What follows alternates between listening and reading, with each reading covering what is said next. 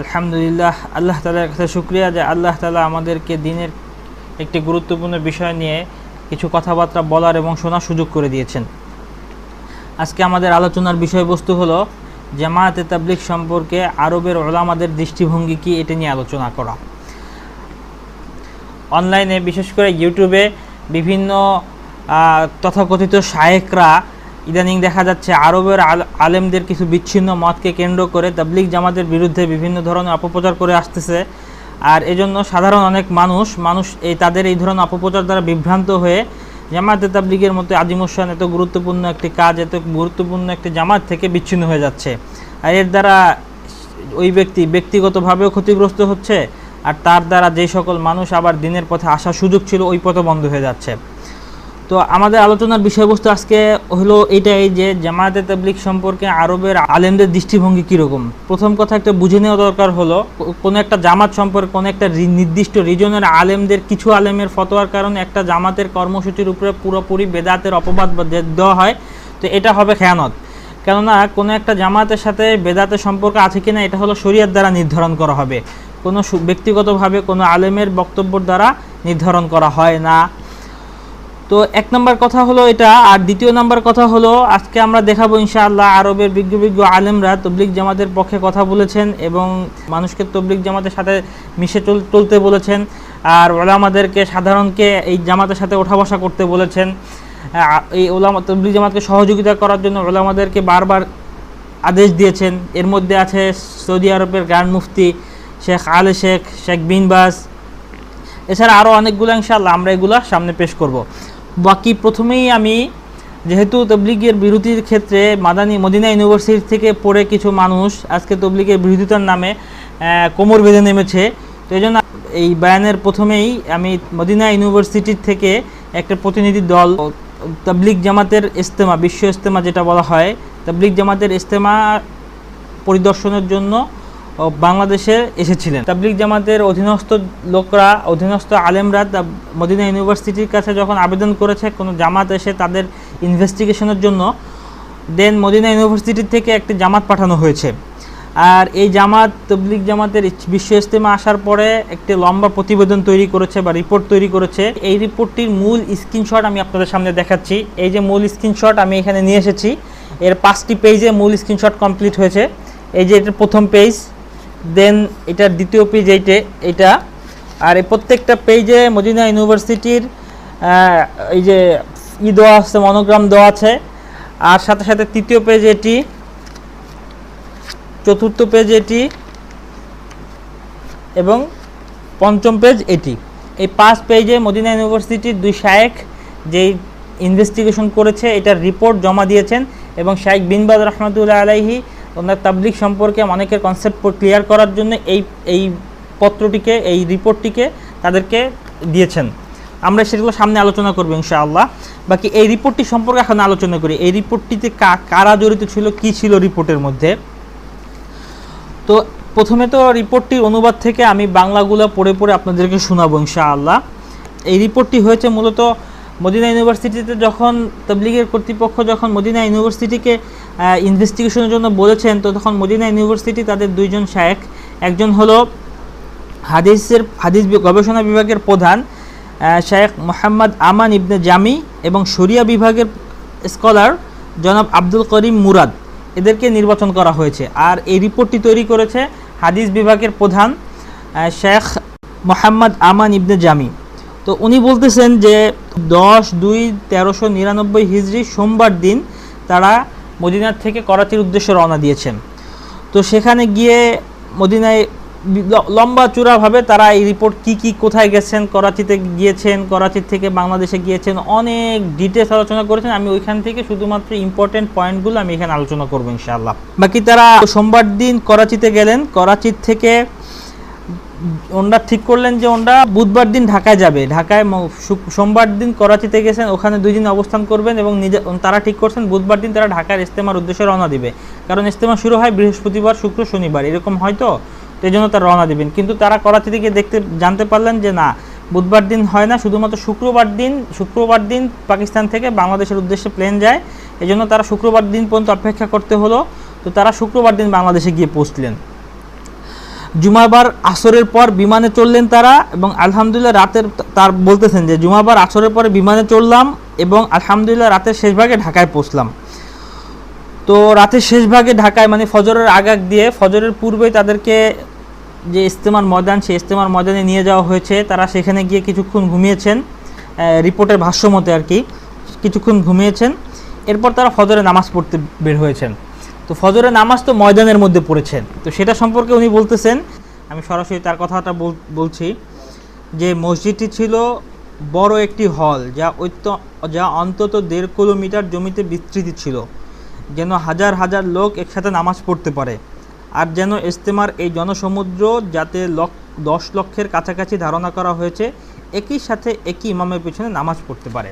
তো আর এরপরে একটু সামনে গিয়ে উনি বলতেছেন যে এত সুন্দর নিয়মে এত ভালো ইন্তেজাম কিভাবে করতে পারলেন, তা বলতে গেলে মানুষ আশ্চর্যান্বিত না হয়ে পারে না।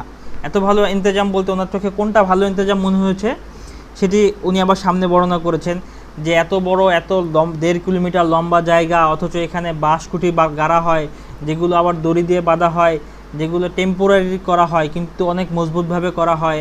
বিভিন্ন কারখানার মালিকরা এগুলো পাঠায়, আবার কাজ শেষে আবার যেভাবে লাগানো হয়েছিল সেভাবে খুলে ফেলা হয়, নিজেদের লোকরা এই কাজগুলো করে, আবার ওই সব মালিকদেরকে পৌঁছে দেওয়া হয়। তো এই কাজগুলো ওনার কাছে, এই কাজগুলোকে উদ্দেশ্য সামনে রেখে উনি এই কথাগুলো বলেছেন। আর বলতেছেন, এই কথাগুলো বলার পর আবার বলতেছেন যে এটা এক প্রকার অতি আশ্চর্যজনিত মসজিদ, সেই ইসলামী পরিবেশ যা শান্তি, স্থিতিশীলতা ও অনুনয় বিনিময়ের প্রতীক। যাই হোক, একটু পরে আবার সামনে আগেই বলছেন যে এই নাস্তার পর ওই দিন ফজরের পর তোমরা তো ফজরের নামাজ এসে পড়লেন। তো নাস্তার পর শেখ আরবদের উদ্দেশ্যে শেখ ওমর পালনপুরি রাহিমাহুল্লাহ উনি ওনাদের উদ্দেশ্যে কিছু গুরুত্বপূর্ণ কথা বলেছেন। তো সেই কথাগুলো সম্পর্কে উনি বলতেছেন যে এতে তিনি জামাতের কর্মতৎপরতা সম্পর্কে বিভিন্ন সংশয় নিরসন করলেন এবং আল্লাহর রাস্তায় বের হওয়ার জন্য মানুষকে দাওয়াত দানের ধরন, বের হওয়া ইত্যাদি বর্ণনা করলেন। এরপরে শেখ ওমর পালনপুরি রহমাতুল্লাহ আলাইহির কথাগুলোর সংক্ষেপে তিনি বলতেছেন যে যার সারসংক্ষেপ হলো, খুরুজের উদ্দেশ্যে আহ্বানকারী এবং আমন্ত্রিত ব্যক্তিবর্গের পরিবেশ পরিবর্তন করা খুরুজের উদ্দেশ্য এটা। কারণ যারা আল্লাহর রাস্তায় বের হন তারা সবাই দায়ী থাকেন না, বরং অধিকাংশরা এমন যে তাদেরকে সংস্কার করা, ইসলাম ও ইসলামের সাথে ভালোবাসার প্রতি উদ্বুদ্ধ করা এবং ধর্মীয় যে সকল বিষয়ে তারা অজ্ঞ সে বিষয়ে তাদেরকে জ্ঞাত করাই উদ্দেশ্য হয়। বারংবারের অভিজ্ঞতা একথা প্রমাণ করে যে উক্ত উদ্দেশ্য পূরণ তখনই সম্ভব হয় যখন মানুষ জীবনের বিভিন্ন কার্যাদি চিন্তাভাবনা ছেড়ে বের হয়ে পড়ে এবং সংস্কারমুখী কোনো ভালো পরিবেশ প্রত্যাবর্তন করে। তো এরপরে শেখ ওমরের বয়ানের পরে তোমরা কী করেছেন এগুলো বর্ণনা করেছেন। এরপর ওনারা তো আসলে দেরি করে গিয়েছেন, শেষ দিন গিয়েছেন। তো শেষ দিন যাওয়ার পরে ওটা ওনাদের মোটামুটি শেষ হওয়ার পরে ওনারা বাংলাদেশ থেকে আর কি রওনা দিবে। তো এটার কথা বলতেছে যে আমরা ইজতেমা শেষ হওয়ার সাথে সাথে মঙ্গলবার অতি সত্বর পাকিস্তান অভিমুখে রওনা দিলাম। তো এরপরে উনি ওনার এই রিপোর্টের শেষের দিকে, ওনার নিজের কিছু কথা বর্ণনার আগে রিপোর্টের শেষের দিকে বলতেছেন যে বাস্তবেই এটি হলো তাবলিগ জামাতের সেমিনার সমূহ, তাদের কথাবার্তা, তাদের আচার আচরণ ও চাল চরিত্র এবং তাদের বিভিন্ন ত্যাগ তিতিক্ষার সারসংক্ষেপ। কিন্তু যারা এই জামাতকে ভালোভাবে চিনতে পারেনি অথবা উদ্দেশ্য প্রণোদিত তাদের বাস্তব সত্যকে এড়িয়ে চলতে চায় তাদের কথা ভিন্ন হবে বই কি। আচ্ছা, একটু বলে নিই এখানে যে এই রিপোর্টটি যে বর্ণনা করতেছেন ওনার নাম হলো শেখ মোহাম্মদ আমান ইবনে আলী আল জামি, আর উনি হলো হাদিস বিভাগের প্রধান মদিনা ইউনিভার্সিটির। আর এখন যারা বিভিন্ন মাদানী নাম দিয়ে নামের শেষে মদিনা ইউনিভার্সিটি পড়ার লিসেন্স পড়ছে, তো মাদানী নাম হয়ে গেছে, যা ভালো কথা। আর এরা এই সকল যারা তবলিগের বিরোধিতা করতে আসে তো এই সকল জ্ঞানপাপীরা কি মদিনা ইউনিভার্সিটির প্রধান যেই অনেক আগে যে একটা এই এই রিপোর্ট তৈরি করেছে, এগুলো কি তাদের চোখে পড়ে না? এগুলো কেন মানুষের সামনে ঢেকে রাখে? সে বলতেছে যে মদিনা ইউনিভার্সিটির প্রধান রিপোর্টের মধ্যে বলতেছেন যে সেমিনারসমূহ তাদের কথাবার্তা, তাদের আচার আচরণ বা চাল চরিত্র এবং তাদের বিভিন্ন ত্যাগ তিতিক্ষার সারসংক্ষেপ, কিন্তু যারা এই জামাতকে ভালোভাবে চিনতে পারেনি অথবা উদ্দেশ্য প্রণোদিত তাদের বাস্তব সত্যকে এড়িয়ে চলতে চায়, তাদের কথা ভিন্ন হবে বই কি।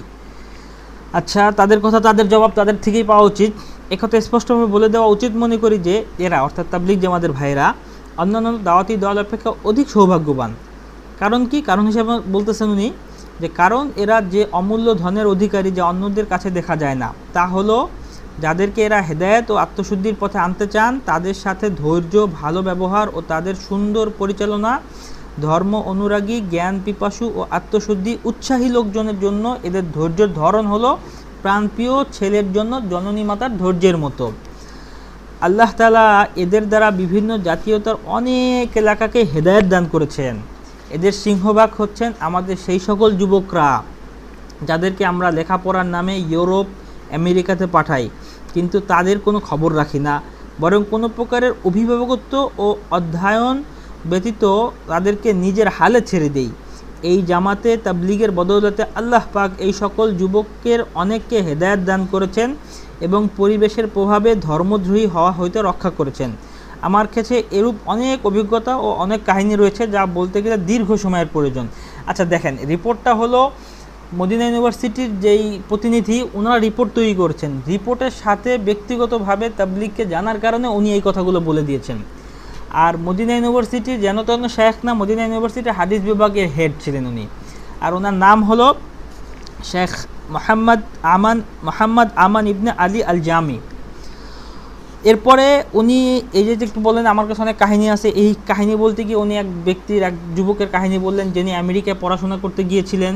আমেরিকা পড়াশোনা করতে গিয়ে কুফরদের পরিবেশের সাথে মিশে গেছে, ইসলাম সম্পর্কে সব কিছু হারিয়ে ফেলেছেন, কিন্তু তাবলিগি আল্লাহরা তার উপরে যখন গাস্ত করে তাদেরকে আল্লাহ রাস্তায় বের করেছেন, তারপর বাংলাদেশে নিয়ে আসছেন তাদেরকে জামাত, তারপর সে অনেক প্রভাবিত হয়েছেন।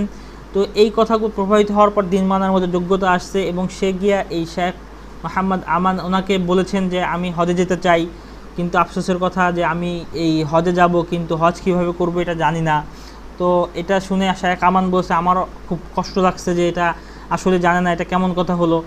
তো তারপরে বলছে যে আচ্ছা তাহলে কী করা যায়, তাহলে বলছে আপনি যদি আমাকে একটু রেকর্ড করে দেন। তো বলে আচ্ছা ঠিক আছে, ট্যাপ রেকর্ডার নিয়ে আসো।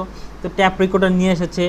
তো এরপরে এই ঘটনা বর্ণনা করছে যে সে যে দিনই মানার যোগ্যতা রাখতো না, তো সে এরকম বড় বড় কঠিন কঠিন কাজ তখন মানা তার জন্য সহজ হয়েছে যখন জামাতে তাবলীগের পরিবেশের মধ্যে ঘোরাফেরা করেছেন।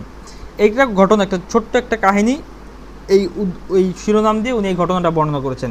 এরপর বলতেছেন যে এই কাহিনী এবং এর পূর্বের কথাসমূহ বলে আমার উদ্দেশ্য হলো একথা স্পষ্টভাবে বলা যে তাবলীগ জামাতের মেহনতের ফল অনেক। দিনের প্রতি আহ্বানকারী অন্যান্য জামাতের কাজ এত ফলপ্রসূ নয়। এটি এমন এক সত্য কথা যাকে অস্বীকার করা শত্রু বন্ধু কারো পক্ষে সম্ভব হবে না, কিন্তু আজকে অস্বীকার করছে ওই নাম খোয়াস্তে মাদানী নামধারীরাই অস্বীকার করে যাচ্ছে, আর তাদের ভক্তরা অপপ্রচার করে মানুষের অন্ধতাকৃত করে, তাদের এই সকল নাম খোয়াস্তে তথাকথিত শায়েখদের অন্ধতাকৃত করে সাধারণ মানুষদের বিভ্রান্ত করে যাচ্ছে যে আরবের সকল আলেম তাবলীগের বিরোধিতা করতেছে। আর আমি যে রিপোর্ট পেশ করলাম এটা তো আরবের মদিনা ইউনিভার্সিটি যাদেরকে তারা দলিল হিসেবে পেশ করে তাদের পক্ষ থেকে দেওয়া একটা রিপোর্ট পেশ করতেছি। এরপরে এই যে কেন যে তাদের কাজ সবচেয়ে বেশি অন্যান্য দল থেকে সবচেয়ে বেশি উপকারী এটা বর্ণনা করতে উনি কারণ হিসেবে বলতেছেন যে এর রহস্য হলো আল্লাহর দিকে আহ্বান এবং মানুষদেরকে সৎ কাজে আনার জন্য চেষ্টা করাকে এই জামাতের লোকেরা ইহকালীন জীবনের মহৎ উদ্দেশ্য বলে ধরে নিয়েছেন এবং তারা দাওয়াতকে বাম হাতে ধরে ডান হাতে দাওয়াতের নামে টাকা কামাই করার পক্ষপাতী নয়, বরং উভয় হাত দ্বারাই তারা দাওয়াতকে ধরেছে। অতঃপর এদের কাছে লোকজনের মুখ থেকে প্রশংসাবাণী কুরআনের কোনো মোহ পরিলক্ষিত হয় না, বরং এদের কাছে প্রশংসা ও নিন্দা উভয় সমান। এগুলো আমাদের পক্ষ থেকে কথা না, বরঞ্চ এগুলো আরবের আলেমদের পক্ষ থেকে কথা, এগুলো আপনাদেরকে শোনাচ্ছি। তো এই ছিল তার মূল রিপোর্ট। এই মূল রিপোর্ট বর্ণনা করার পরে মোহাম্মদ আমান ইবনে আলী আল জামি উনি কিছু প্রস্তাবাদি উল্লেখ করছেন মদিনা ইউনিভার্সিটি কর্তৃপক্ষের কাছে, যে কর্তৃপক্ষ তাদেরকে যাওয়ার জন্য বাংলাদেশের ইজতেমা যাওয়ার জন্য অনুমতি দিয়েছেন বা সিলেক্ট করেছিলেন, তাদের ওই কর্তৃপক্ষের কাছে এই রিপোর্ট পেশ করার শেষে একটা কিছু প্রস্তাবাদি উল্লেখ করছে। সংক্ষেপে আমি প্রস্তাবাদিগুলো আপনাদের সামনে পুরোপুরি হুবহু বলে শোনাচ্ছি। এরপর উনি বলতেছেন, প্রস্তাবাদি তাবলিগ জামাত ও তাদের বহুমুখী ইসলামী কার্যকলাপ ও তাদের মহান স্পষ্ট সফলতা থেকে বোঝা যায়, যার কিঞ্চিত আমি বর্ণনা করেছি। এগুলো যা বর্ণনা করছি এগুলো কিঞ্চিত, তার মানে তার কাছে আরও অনেক কিছু আছে, এবং যা শত্রু ও বন্ধু সবাই এক চোখে দেখে। এসবের আমি যে বিস্তারিত রিপোর্ট পেশ করেছি, এরপর আমি কিছু প্রস্তাব পেশ করতে চাই। আর তা হলো এই, 1 নম্বর প্রস্তাব হলো জামাতের সহিত সত্য ও কার্যকরী ও প্রভাবান্বিত ও প্রভাব বিস্তারকারী সহযোগিতা করা। 1 নম্বরটা হলো জামাতের সহিত সত্য ও কার্যকরী এবং প্রভাবান্বিত ও প্রভাব বিস্তারকারী সহযোগিতা করা। 2 নম্বরটা হলো আমাদের ছাত্রদের মাঝেও, অর্থাৎ মদিনা ইউনিভার্সিটির ছাত্রদের মাঝেও যেন জামাতের কর্মতৎপরতা চালু করা হয়, যাতে করে তারা উপকারিত হয় এবং অন্যেরও উপকার করবে। আমাদের ছাত্ররা এরূপ তৎপরতা এবং এই মোবারক দাওয়াতের বেশি মুখাপেক্ষী। জামিয়া ইসলামিয়া, অর্থাৎ মদিনা ইউনিভার্সিটির কথা বলতেছেন, জামিয়া ইসলামিয়া যেন জামাতের সভা, মজলিস ও সাক্ষাৎ ও সেমিনার সমূহে বেশি অংশগ্রহণ করে। অর্থাৎ জামিয়া ইসলামিয়া যেন তাদের ওই তবলিগ জামাতের প্রোগ্রাম বলতে বায়ানগুলোতে বেশি অংশগ্রহণ করে, যাতে শিক্ষা বোর্ডের মেম্বারগণ ও ছাত্ররাও থাকে। পরিশেষে আল্লাহর কাছে প্রার্থনা করে যেন আল্লাহ আমাদের কার্যসমূহ খালেস তার জন্য কবুল করেন এবং আমাদের লোক দেখানো ও প্রসিদ্ধ লাভের মোহ থেকে আমাদের অনেক দূরে রাখেন। তিনি উত্তম প্রার্থনা বর্ণনাকারী। বিনীত মোহাম্মদ আমান ইবনে আলী আল জামি, প্রধান হাদিস ও ইসলামী গবেষণা বিভাগ, জামিয়া ইসলামিয়া মদিনা মানওয়ারা, অর্থাৎ মদিনা ইউনিভার্সিটি যেটা। তো এই হলো মদিনা ইউনিভার্সিটির প্রতিনিধি দল কর্তৃক তাবলিগ জামাতের বাংলাদেশের ইজতেমা পরিদর্শনপূর্বক রিপোর্টের মোটামুটি সারমর্ম। আচ্ছা, বিভিন্নভাবে তবলিগের বিরুদ্ধে মাদানি নাম দিয়ে বা শেষে অন্য কোনো শায়েক, আগে শায়েক শেষে মাদানি বা আরও অন্যান্য কিছু নাম দিয়ে যারা তবলিগ জামাতের বিরোধিতা করে বেড়ায়, তাদের চোখে কি এই রিপোর্টটা পড়ে না? এই রিপোর্ট আমি যে এখানে স্ক্যান করে নিয়ে এসেছি, তাদের চোখে এই রিপোর্ট পড়ে না, যেগুলো মদিনা ইউনিভার্সিটি সংরক্ষিত আছে? তো তারা কেন মানুষদেরকে দেখায় না? কারণ একটাই, একটা নতুন মিশন নিয়ে নেমেছে। আল্লাহ তাআলা এদের থেকে উম্মতকে হেফাজত করেন।